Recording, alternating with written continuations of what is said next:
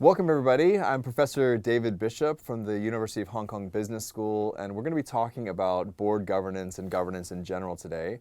And I'm joined by my good friend and colleague Leontine Chuang, who is with Foundation for Shared Impact, FSI.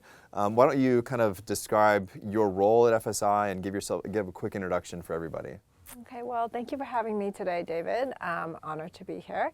So I'm Leontine Chuang. I'm from the Foundation for Shared Impact, and currently I have the role of Partnerships Manager at FSI, which really just means that I have the fun job of going out and making new partners for FSI, whether in the corporate sector or with the nonprofit sector or with students. And it's really making connections and building our network so that together we can make greater impact in the community. I have been in the nonprofit sector now for, wow, almost 20 years. Oh, okay. But prior to that, in my previous life, I was a corporate lawyer. For 4 years. So I went to law school and then decided to join a big law firm in the US where I focused on mostly capital markets work, but spent also a considerable amount of my time doing pro bono legal work. And after about 4 years in the grind, I decided that I wanted to switch careers and come out into the nonprofit sector. So I've worked at small nonprofits, I've worked at the United Nations, I've worked in foundations, so quite varied roles doing operations, doing fundraising, and I've also sat on a couple of boards of nonprofits and currently sit on the boards of 3 organizations. Yeah.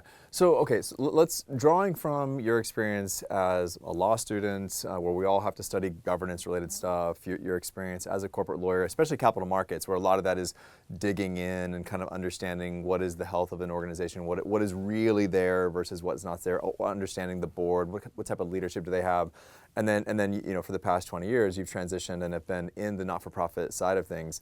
I'm just curious if you see a big difference when we talk about governance between the not-for-profit world and the for-profit world, and from the broad perspective, kind of how you define that. Like, what does it mean? What is governance? I mean, I think governance, basic principles of governance in the nonprofit world and the for-profit world, I mean, really any organization is the same. It is an important driver of growth for an organization and for long-term sustainability of an organization. So I think basic governance principles on having strong, diverse boards, those principles are the same across all organization types. Because if you want an organization to flourish, whether it is to make financial profit or it is to create social impact, really the key to long-term strategy and for growth is really having good leadership, which includes a good, strong, and diverse board. Okay, so I want to push back just a little bit because it can be a bit counterintuitive. As someone who has started companies before, especially when they're young and early stages, I don't want anything in my way, right? Like, I just want to like run and make decisions as quickly as I can. And what I think I'm hearing you say is that in order to ensure the long-term success, whether that be profitability or social impact of an organization, governance, including governance structures like a board of directors, actually is important to ensure the long-term trajectory of the organization. So how do you kind of deal with the juxtaposition of that kind of paradoxical relationship between a board being there in some ways to hold you back, but simultaneously making you more successful in the long term?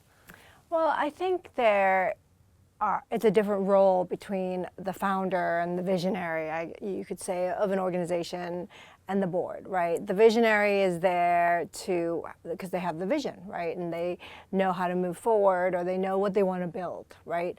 And the board members, you know, have come in with different experiences. Most of them are usually seasoned professionals or are passionate about the same cause as the founder.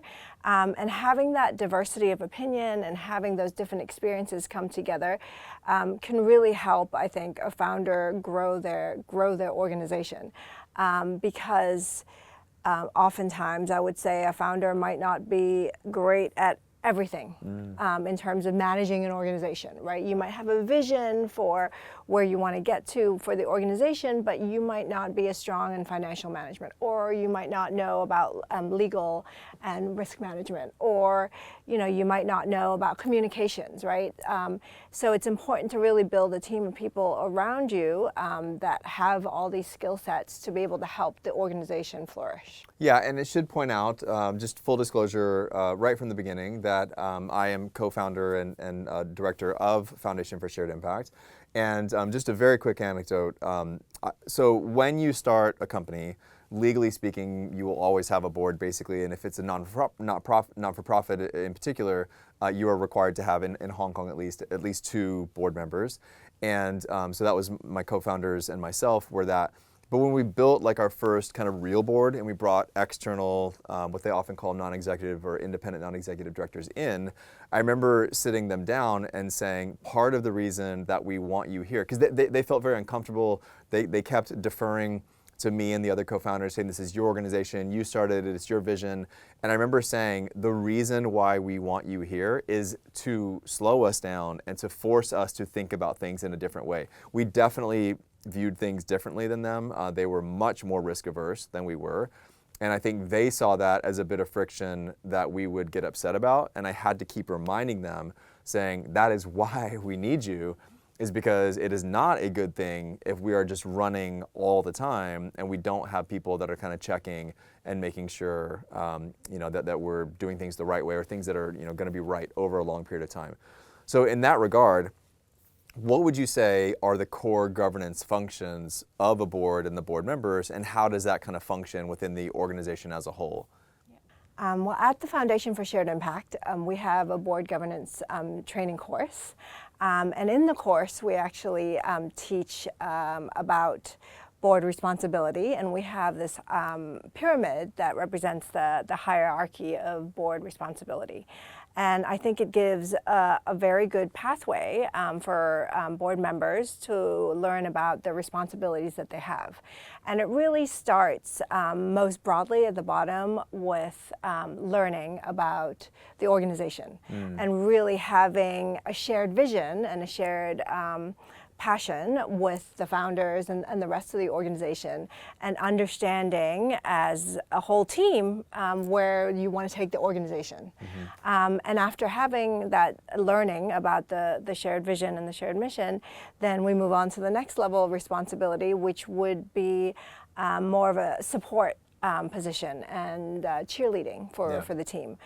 Really standing behind the team and getting to know the team, the operational team of the organization, and seeing how they can be supported to do the daily tasks that they have to do to push the mission forward.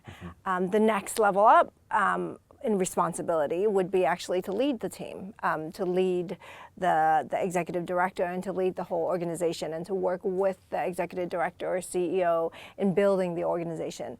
And when you're leading, you really have a very strong understanding of the organization as a whole. You're solving problems, or you're working with the team to solve problems. And you're also looking at strategic ways to increase the capacity of the organization, whether it's financial capacity or it's human resources capacity, to really grow the organization.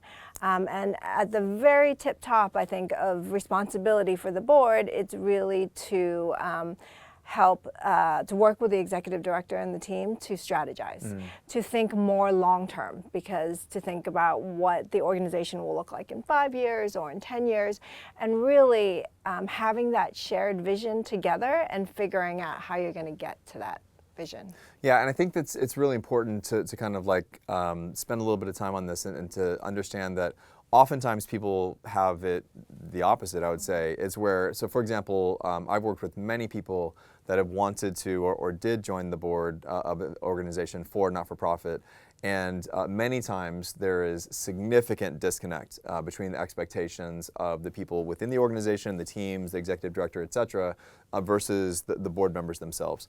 And a lot of people will go into it thinking, rightfully so, that my core function is to provide strategy, to look long term, and to provide that level of kind of governance and leadership for the organization.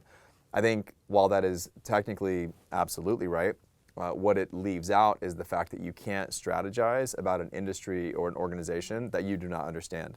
You cannot help provide strategy for teams and for programs that you do not understand, that you don't know very, very well. And so, again, I think that's great advice for those that are out there like looking for board roles and understanding like you have to really throw yourself into it, learn as much as you possibly can, get to know the people that are involved, especially if it's a small not-for-profit. But then you can actually be useful from a strategic standpoint. Otherwise, oftentimes you not only can't really effectively strategize, but you may even be getting in the way. I mean, I think it's so important, as I've mentioned just now, to really have that shared vision with not only the rest of the board members, but also the executive director of the organization and the operational team. Everybody has to be on the same page if they want to grow and propel the organization forward. Otherwise, there's that disconnect that you were talking about that really sort of hinders the ability for the organization, I think, to get to the next level.